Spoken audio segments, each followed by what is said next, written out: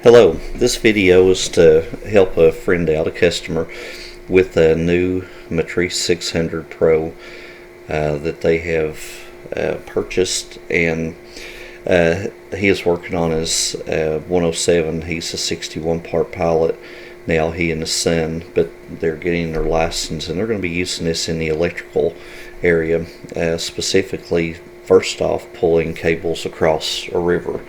To be able to cross in places that are just not real easy to cross. So this 600 should be plenty to pull over the cables that they have. Then they'll attach it to the wires and pull those across the river.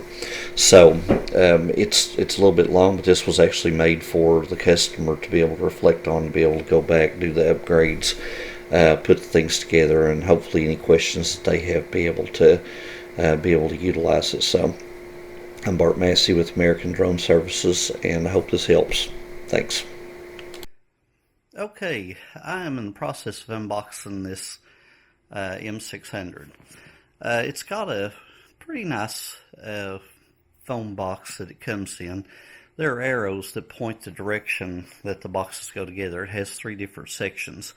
You first pull the drone itself, the main body and the arms, out, and you'll see tubes that you want to pull out as well. Those are the legs and the feet of the drone. So I pulled those out and set those aside. As you can see right there, they are in the chair, and the drone itself is right here, which is a pretty good size drone. The M600's got 6 motors, 6 batteries, and as you can see, here are the batteries. What I'm going to do right now is I'm going to start charging the batteries. Now, this has, as you can see in the center, it has a charging station. The great thing about the charging station is that you can charge all 6 batteries at the same time and your remote. So I'm going to do that. We'll have upgrades, I'm certain, whenever this is finished, but the batteries have got to charge anyway. So in just a moment, I'm going to set those up and begin charging, show you how to set them up, and then when they're finished, we'll plug all that up and we'll go through the updates of the firmware and everything on the M600 Pro. So it looks like a nice setup, and we'll talk a lot more about it, so we'll get you all comfortable. Okay, so let's try it this way. As you can see, there is the box. This is actually the charging station. Now, I don't see the cables yet. We'll look for those in just a moment. But as you can see, there are the 6 batteries. There's what one of them looks like. They're not horribly heavy, but 6 of them together, pretty heavy. So, okay, now this comes with a bag of cables that we can use with this. I'm going to plug them up. One of them is a regular computer cable. The other one has a small plug. It's 2 different sizes. There's a small one which goes into the charging part itself, and there's a larger one, and that actually goes into the remote control.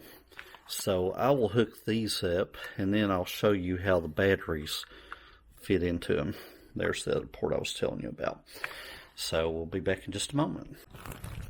Okay, so I'll take the little cables off the end of this. The ties, I'll keep those so we can put it back together in a few minutes. This is the power cable, as I just mentioned.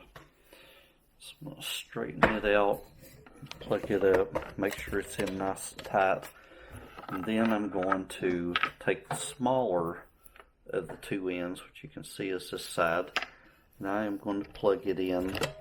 I plugged it in the top one. You get a little plug into either. You have an additional one in case you want to charge 2 controllers at the same time. So I'm not going to take the end off this. I think I have room for the controller and everything to fit on, and if not, then I'll take that off too. Okay, I've turned this on. As you can hear, there's a fan that is going. That'll keep the internal components cooled off. Look at the top. This is where the batteries go.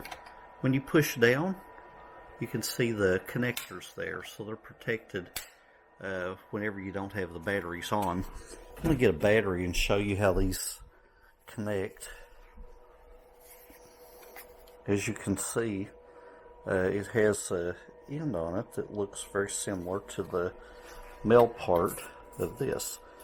So I will push that down, make sure it seals good, and as you can see, we have a light blinking. Now, what I want to mention about the light, if the light is solid, it means you have 25% battery. If it's blinking, it means you have less than 25%. There are 4 of these, so if you have 2 solid lights, that means it's 50% at least. If it's 2 solid lights and a blinking third light, then that means that you're somewhere between 50 and 75%. You want to fly this when they're fully charged, all of them. So you want this to be a solid light on the 4th level here. I'm going to go ahead and plug the rest of these up and we'll take another look at it.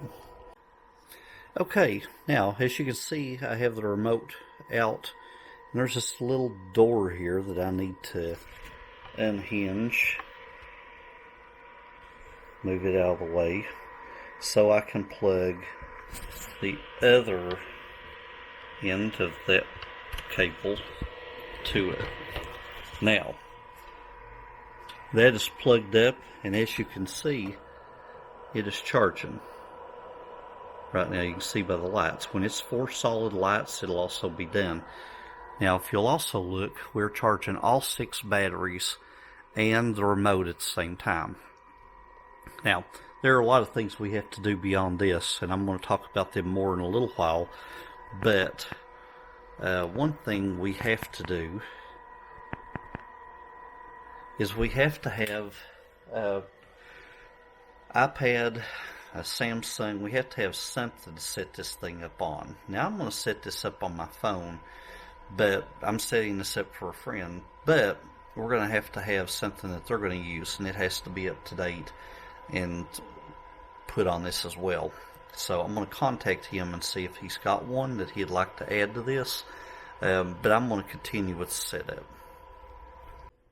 Okay, what I have done now is I've gotten a box and put on the ground so your GPS antennas don't touch the ground. And I have turned it upside down, and I'm now extending the legs, or actually not the legs, but the arms.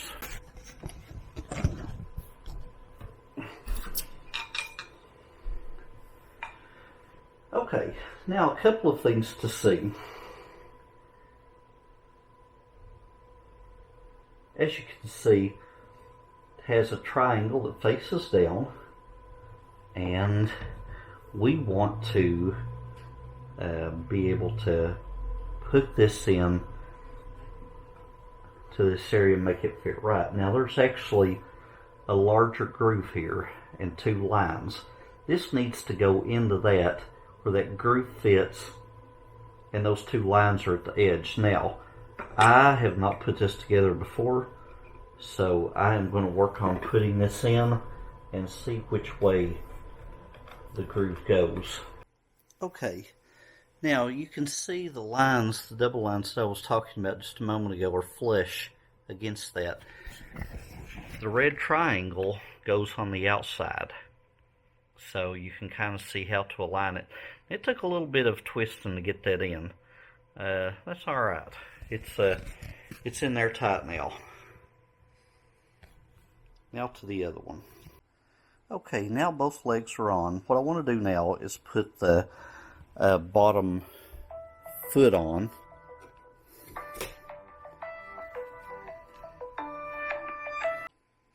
Okay, now that I've got the leg on, it has to be tightened, and you can see this little piece right here. You actually turn this, and it tightens that where it won't come loose, and that's the way you want that to be. You want it to be fairly tight. I have actually flown a drone similar to this that the landing gear come off of. It is not pretty when it comes down. So, good idea to double check and triple check that before you fly. Alright, so that goes on pretty easily. And then we just tighten it up, as said before. So, it fits on. Those grooves fit right in place. We want to make sure that it fits to these lines like we talked about before. See there and there. Alright, now I'm going to flip this bird over here in just a second, but the one thing I need to do prior to, and we mentioned a few moments ago, is make sure we get this connected to this. This is actually the motor that will bring these legs down and bring them back up. So I'm going to hook that up here in just a moment. I'll show you how that works. Okay, we've also got a package of springs, which is what I was talking about, that connects to that cable right there. And that will connect up here on the leg in that vicinity. That'll be the thing that causes it to spring down whenever it's flying and activated to lower the legs or bring them forward. Okay, the spring has a metal end on it with a hook. Probably a good idea to set this on there prior to leaving. You drop it in the field or whatever, but it hooks on to this little cable that I showed you all a few minutes ago on here. Once we have this connected, and you can see I'm having a little bit of a time with it. Once that's connected, you want to bring this plastic piece up to here and latch it. Hooks right on. It's relatively easy. I'm going to do the same thing with the other side. We'll keep this bag, put these things in case you all want to store them outside, because they could come loose, and if you lose them, it wouldn't be real good.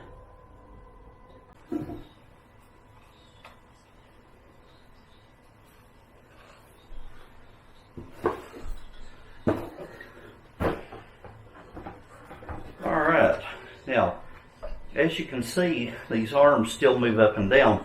Well, we've got these locks on top that have to be turned to lock these in place. These antennas need to come up as well. These are your GPS coordinates. It's awesome that they have 3 of them and be able to lock in exactly where you're at on it. So I'm locking these in place just to show how it goes. Another thing I really like about this, and you'll notice, is that you haven't seen propellers yet. And the reason why, ta-da, the propellers stay on it. Okay, I'll show you something just for the sake of it, but I have numbered each battery. Now somebody might ask why you want to number a battery. Batteries don't always have the same amount of life with each one of them. This way you can keep track, and if there's one you have to replace, it's not a guess about which one that is. You need to maintain your batteries as you fly. Make sure and keep them all about the same level if possible, which ought to be easy enough. Another thing, you can see these locks that are on top here, these red locks. They're made out of plastic. They've also got a little white nut on the bottom of them that holds these on. This is what holds the arms in place. Now they will actually click, you can hear it, whenever they're in place. So you want to make sure that every time that you put these on, that they actually click into place. If they break, in that bag right there, there's a replacement for each one of these.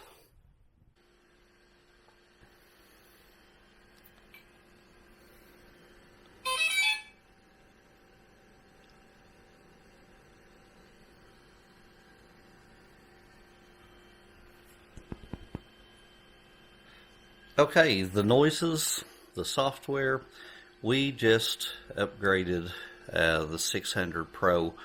It's completely updated. I'm going to shut everything down and double check, but we have our GPS coordinates showing up on our controller. The batteries are lit up as they should be. The lights are blinking as they should. The software says it's in good shape. So with that, we should be able to test fly this here soon. We'll have some video of that as well.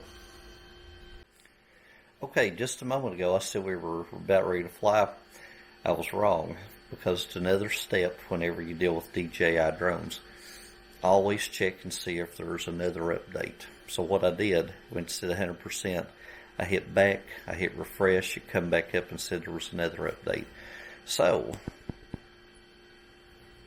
it's now 14% on the additional update, and I also found that there are updates that I have to do on the controller too. So they're light bridge updates. So this has taken about as long as I thought it would. Probably have 2 or 3 hours in the update process, the initial one. So with that, we'll try to fly this thing maybe tomorrow. We'll see.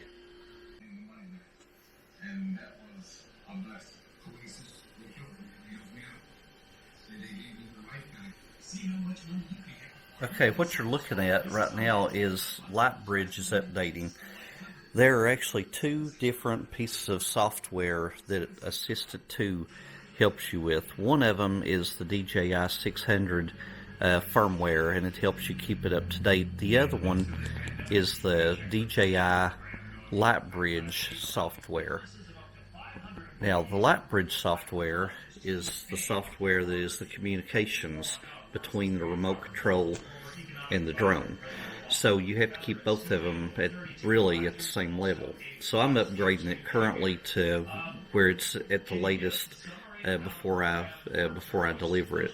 So it's at 96% now. When I get done with it, I'm going to check again, because there could be another upgrade that it didn't know it needed until it had this upgrade. So you've got to go through it and test it until it finally says, hey, look, you've done all the upgrading that you can do.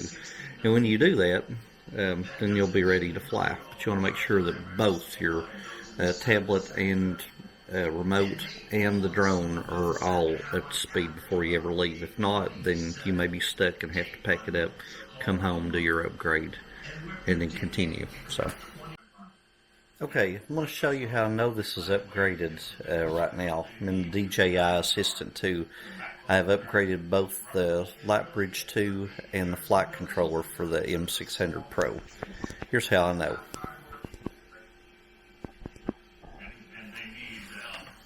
When you look at them, you see both the icons. What I'm going to do is I'm going to click on Lightbridge first.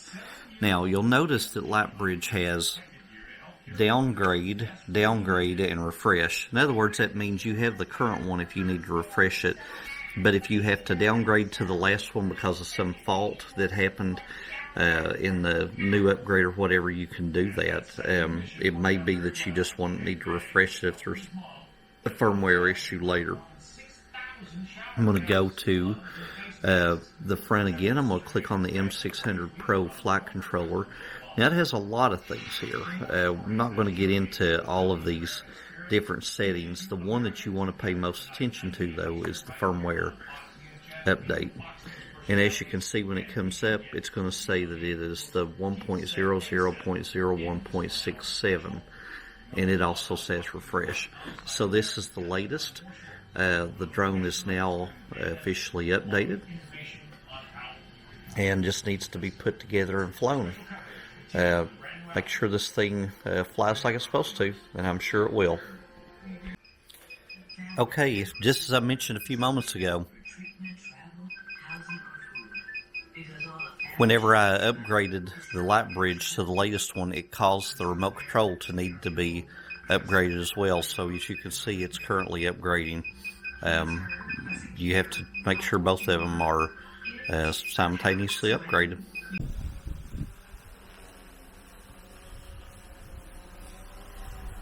Remember, if you think you're getting in trouble, just let go of the controls and it'll stop. Yep. It'll hover right in place.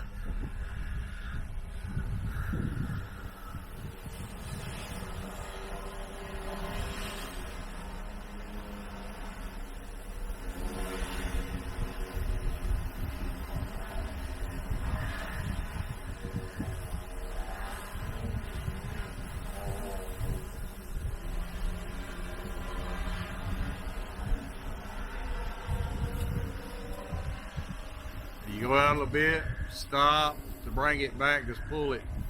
Just Pull it back this way. Exactly. Just like that. And if you need it to go right or left, then you just do that with your controller that way. Just, yep.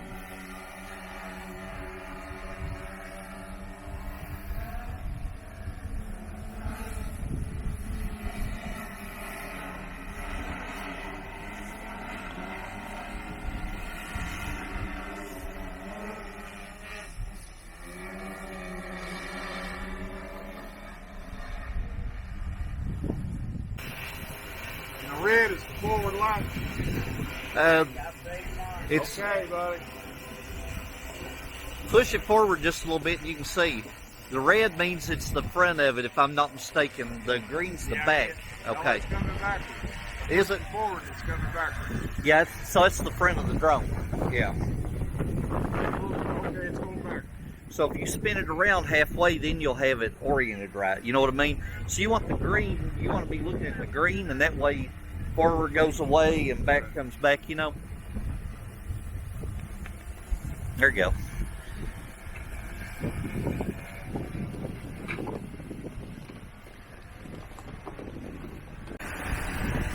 Now, would yours have done the same thing with the string?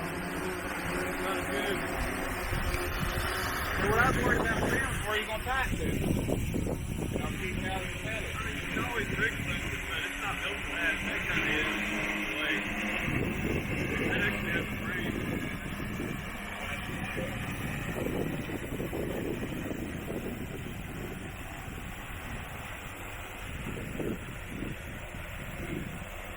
All right, now that thing is, Yeah, it ain't going up. it ain't will. on there. It push I that got up it. first. Yeah. Push it up first. Because it did it automatically. I push that, rotate that up, and now pull it down. No. Nope. Let's push the knob up and back down. There you go. Wait for it to come down. Now you can pull it down and land it like you were Yeah, going to. I thought it come back. You got to do it manually though. Evidently, it goes up by itself, but you have to do it manually when it comes down.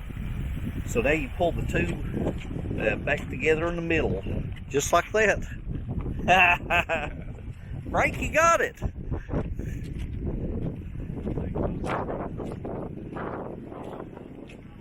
Yeah, it's only used a quarter of the battery. So you can fly this thing for 1/4.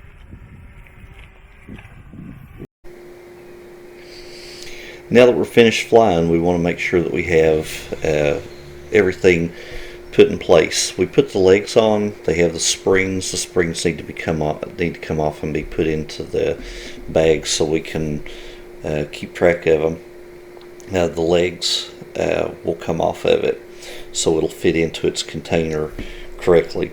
Big things to remember, and it seems redundant, but it's important, is each time that you prepare to fly, make sure that the arms are snapped in place. Most importantly, check the health of your propellers. Make sure they're in good shape. Make sure the batteries are charged 100%, including the controller and the iPad. And make sure you have plenty of room for takeoff and landing.